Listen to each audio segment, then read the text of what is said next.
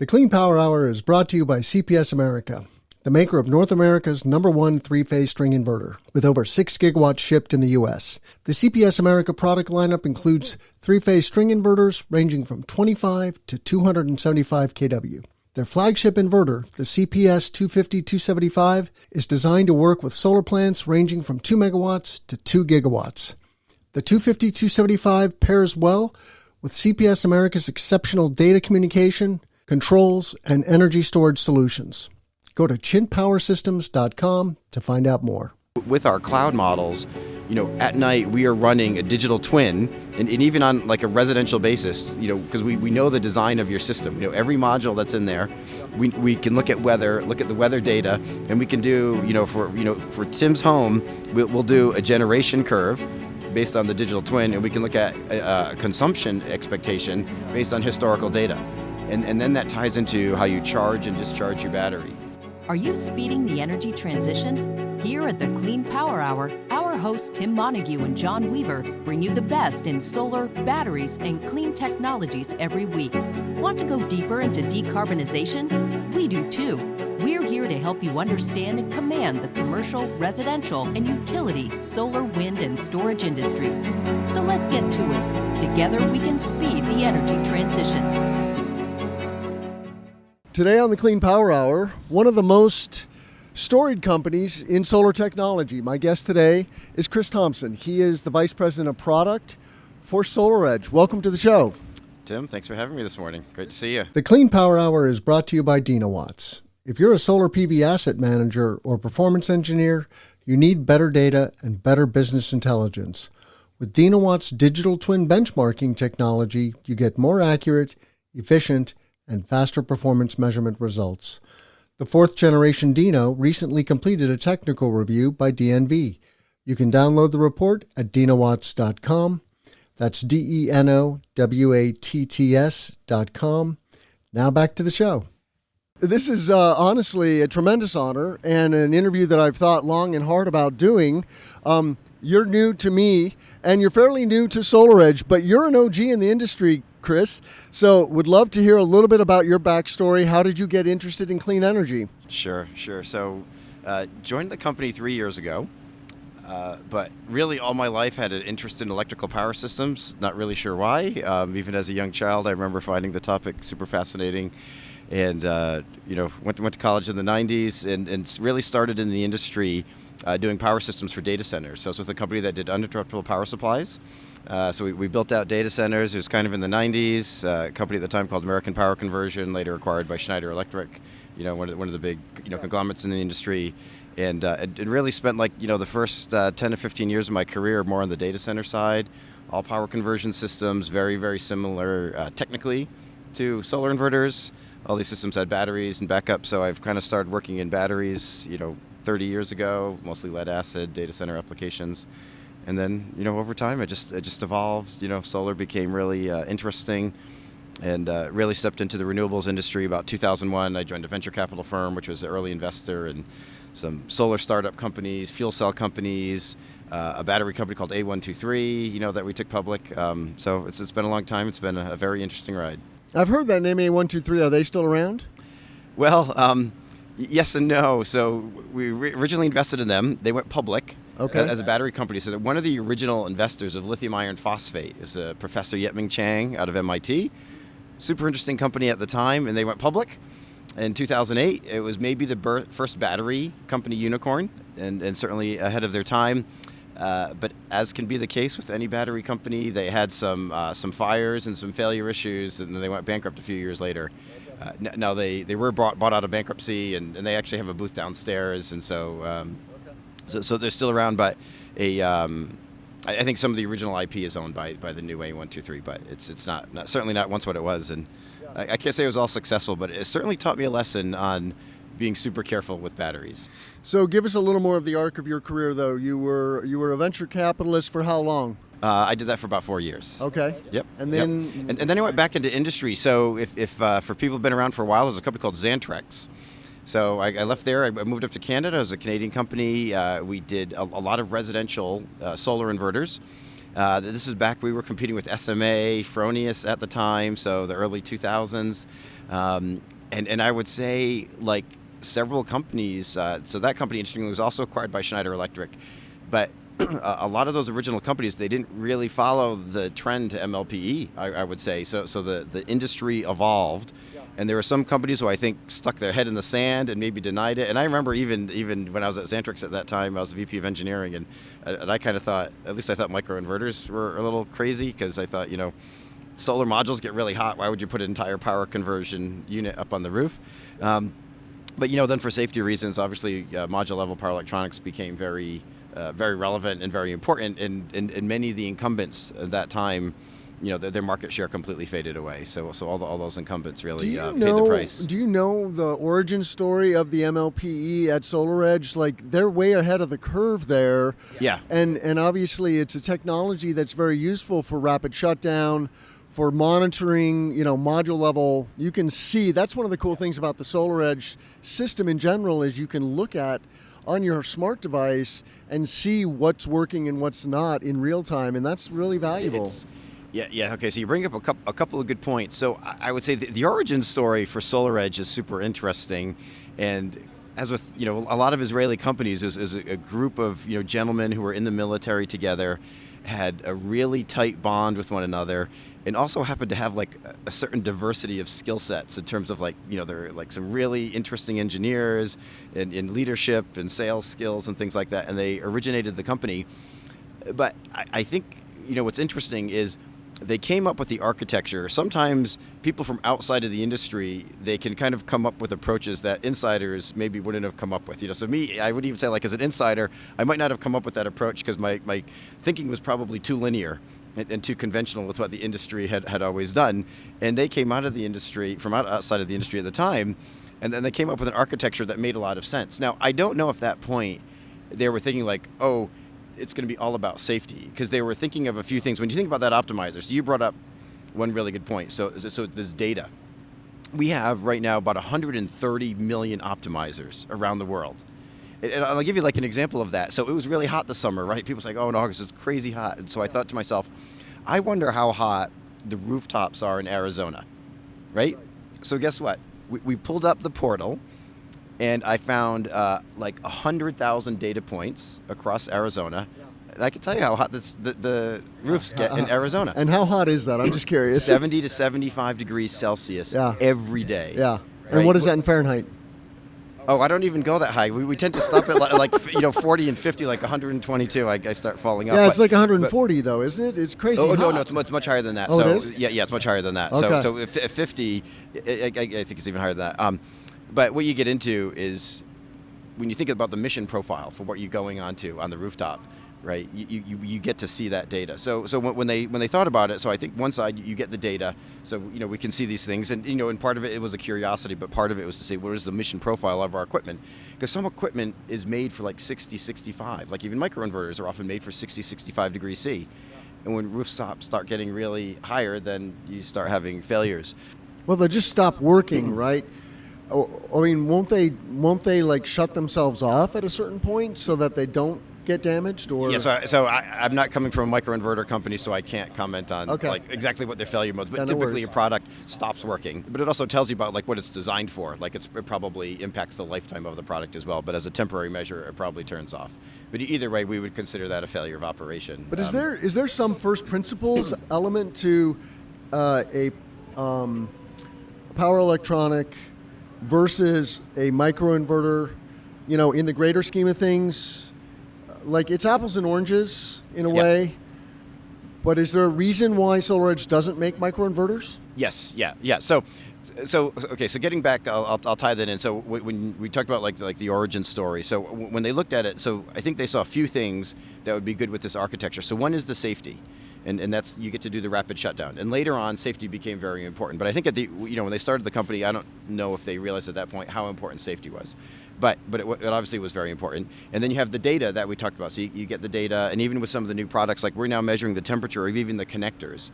And so you see the optimizer temperature, but you also see the connector temperature, because those are things that can fail, and it could be stepped on or damaged. The other thing it does is it regulates the voltage.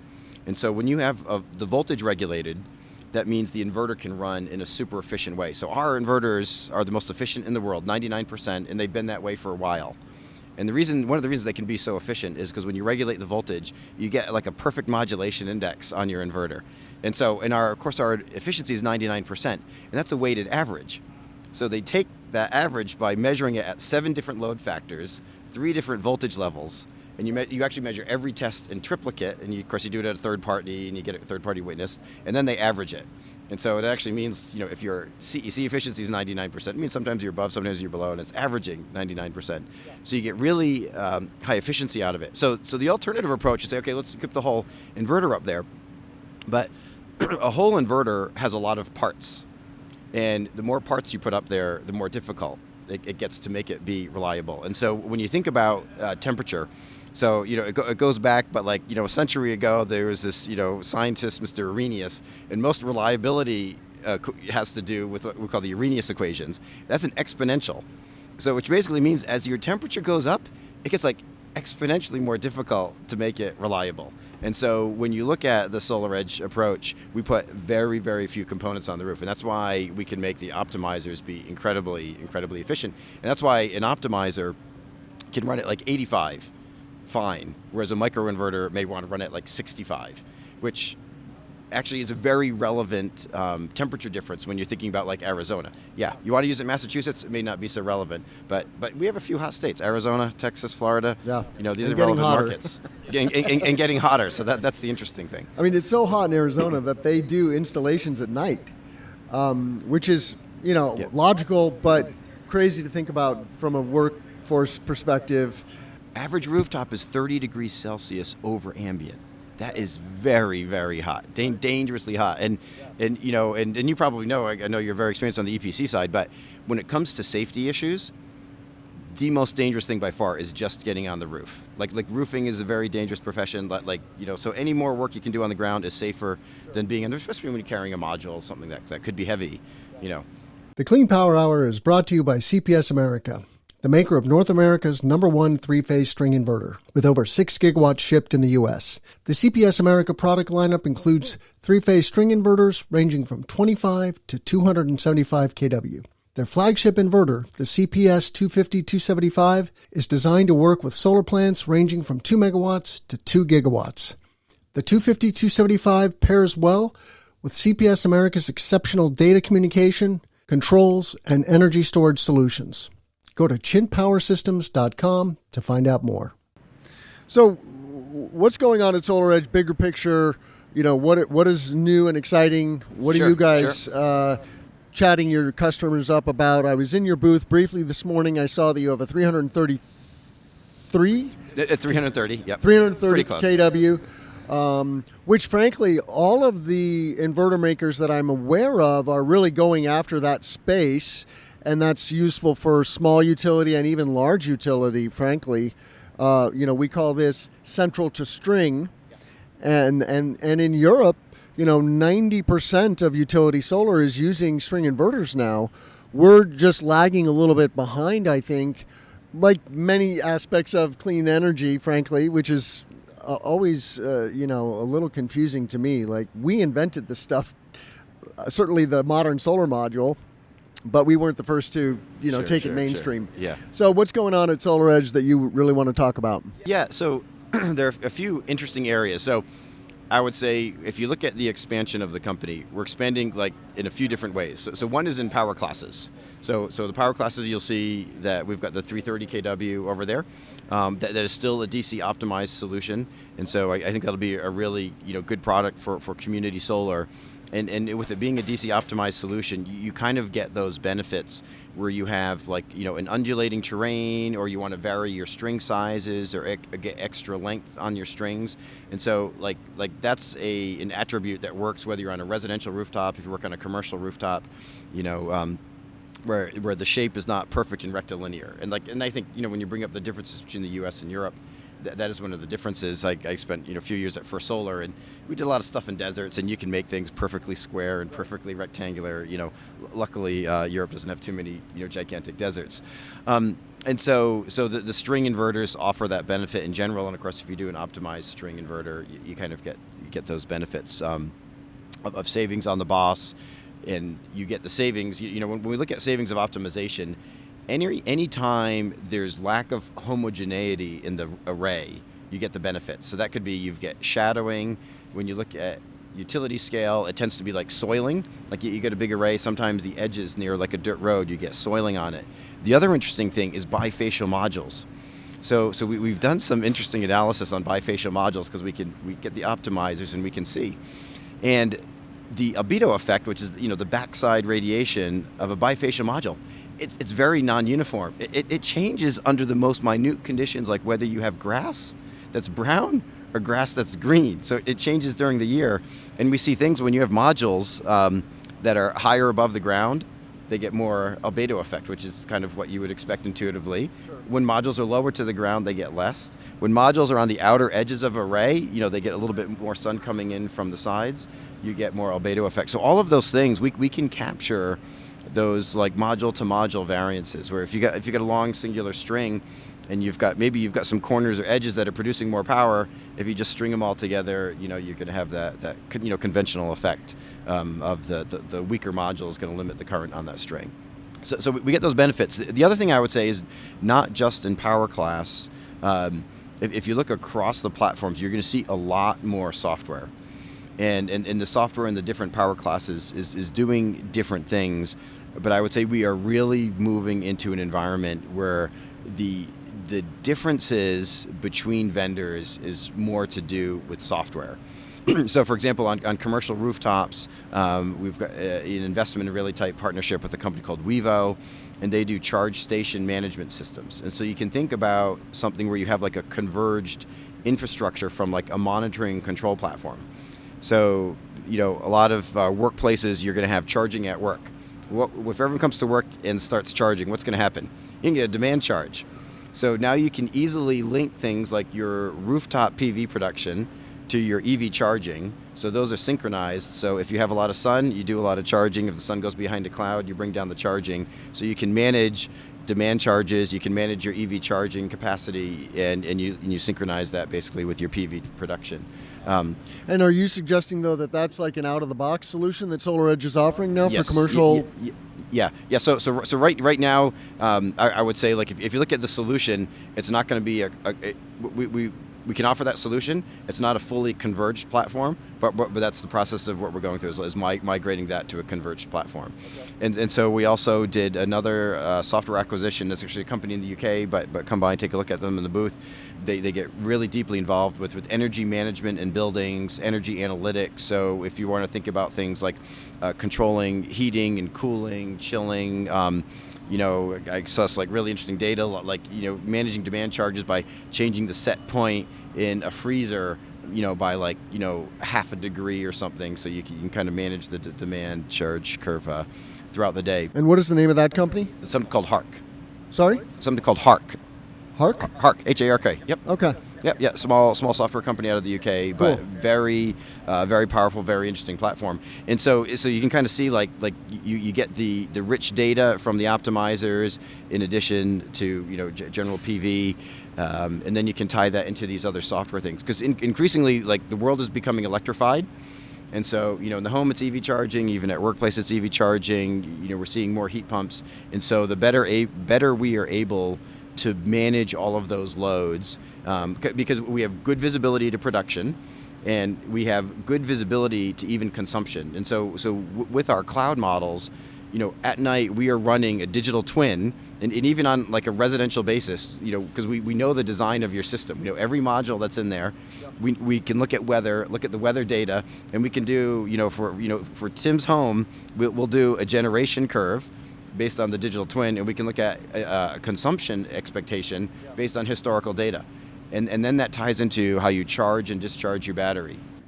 So I went to a workshop with SolarEdge about 6-9 months ago, and it was focused on residential. So I got a deep dive on the storage product for residential, and I was very impressed. But what about commercial storage? Are you going after that space as well?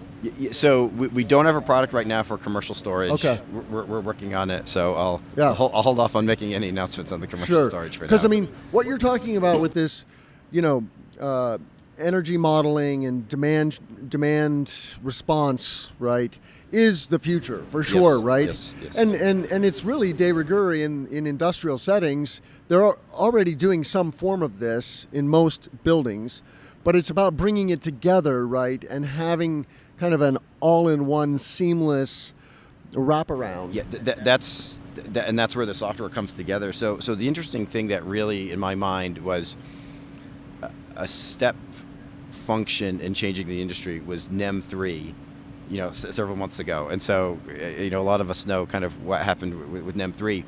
Well, the attachment rate is now 70%, I heard, in California. And I think it's going higher. Like it'll start going very high. And when you look at the economics, maybe the PV system gets slightly smaller, and you get a higher attachment rate of battery.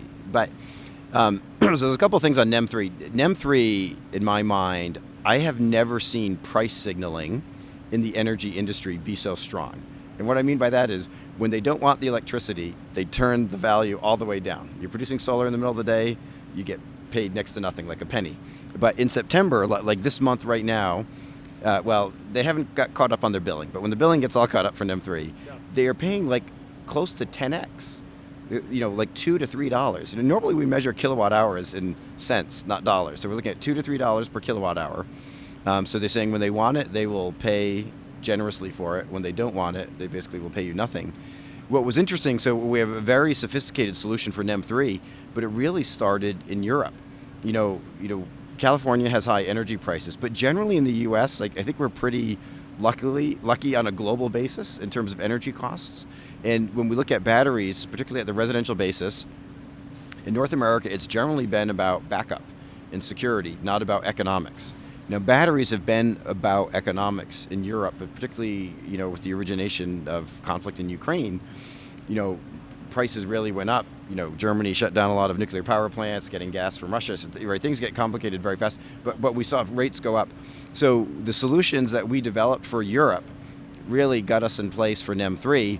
And now when we go to NEM 3, so the back-end algorithms, storage attached to the grid without backup, which is a lower cost solution, we basically brought those over from Europe. And of course, the tariff structures are different, but those are all ready available. So if you're in an NEM 3 market, or what are the IOUs now, you install the system, you just need to pick which of the 3 IOUs you're in. So if you're in PG&E, it pulls in all that data. Of course, it's asymmetrical in terms of what you get paid versus what you pay them, but it knows all of that. It embeds that into the energy management system, and it'll do that function that I talked about, where it creates the discharge curve, it creates the demand curve, it creates the generation curve. So every night it updates the model, and it basically plans economic dispatch over the day.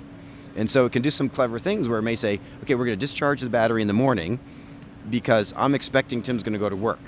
And then while he's at work, I'm going to refill the battery because I know how much I'm expecting to generate during the day. And then I can dispatch that battery again at night because we see that we're going to get optimal economics from the dispatch, from a 6 to 9 p.m. window.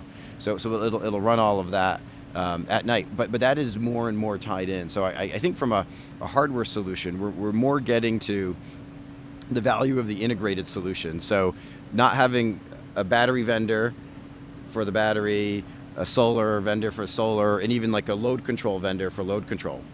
Because we've got the intelligence embedded across all of those solutions. So we can make a load control decision because we have visibility to generation and consumption and battery state of charge. So we just have a couple of minutes left, Chris. I could talk to you all day, and I really appreciate you talking about this NEM 3 phenomenon. California is a trendsetter in many ways, and what's happening in California is going to happen in other markets. There's just no question, right? It's just going to be a few years. But your footprint in Europe is very interesting and relevant, right? Because it allows you to see the future. I tell my listeners, if you want to see the future of solar and storage, go to Northern Europe. It's happening, right? I mean, the electrification of transportation is way, way more advanced than it is here. We've hit 5% of car sales in the U.S. Well, they've hit 80% in many markets, some right? countries, Yep. So Their gas prices are higher. Their electricity prices are higher. much higher, right? They pay attention to these things Yeah. more than we do because they're more meaningful in their daily lives. Yeah, we're kind of fat and lazy, unfortunately. But that's going to change. I didn't want to use that term, right? but you're right. So anyway, but if you're an installer, if you're a C&I EPC, what else should you know about SolarEdge? You have many options when it comes to product, but what do you think is a key differentiator that we haven't touched on so far? Sure. Yeah, so some of the things we talked about, so when we talk about optimization, I think I talked about string lengths. We've seen it's interesting to look at C&I rooftops, and what I say is how busy and crowded some of these rooftops are. Like you see some pictures that's like a big open array, and then you look at another building, right? They've got air handlers, they've got skylights, and you've got lots of little arrays all over. And so when you have optimization and you have that flexibility, you get a lot of power and getting more power on your roof. You get the benefits of running fewer DC strings and putting the inverters on the ground. The other thing that we're pretty uncompromising about is on safety. And so when with our new optimizers on residential and C&I, we are measuring those temperatures. And so we're seeing some ways where safety, some of the, what I would say the 3741 solutions, we're seeing a setback in safety because the whole DC array is basically energized now. You put some tie wraps, but everyone knows the tie wraps may break after 5 or 10 years. And so in some ways we're seeing a decrease in safety, I think, with those solutions.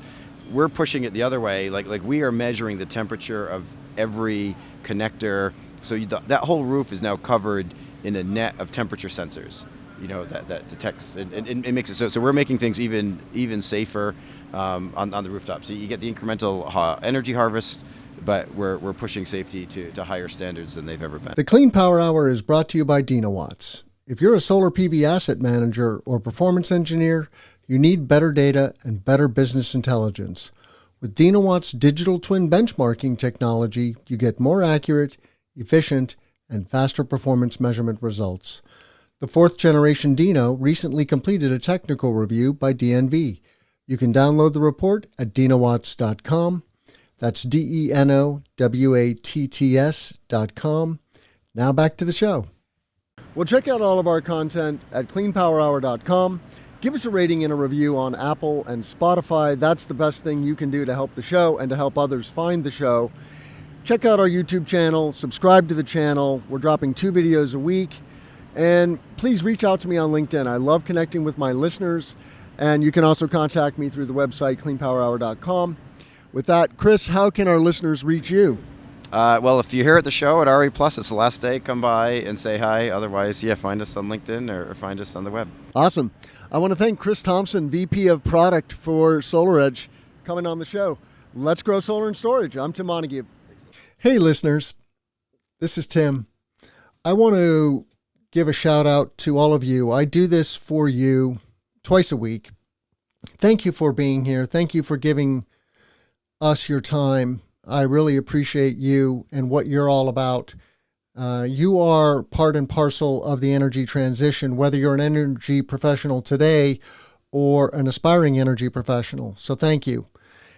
I want to let you know that the Clean Power Hour has launched a listener survey, and it would mean so much to me if you would go to cleanpowerhour.com, click on the About Us link right there on the main navigation. That takes you to the About page, and you'll see a big graphic, Listener Survey. Just click on that graphic, and it takes just a couple of minutes.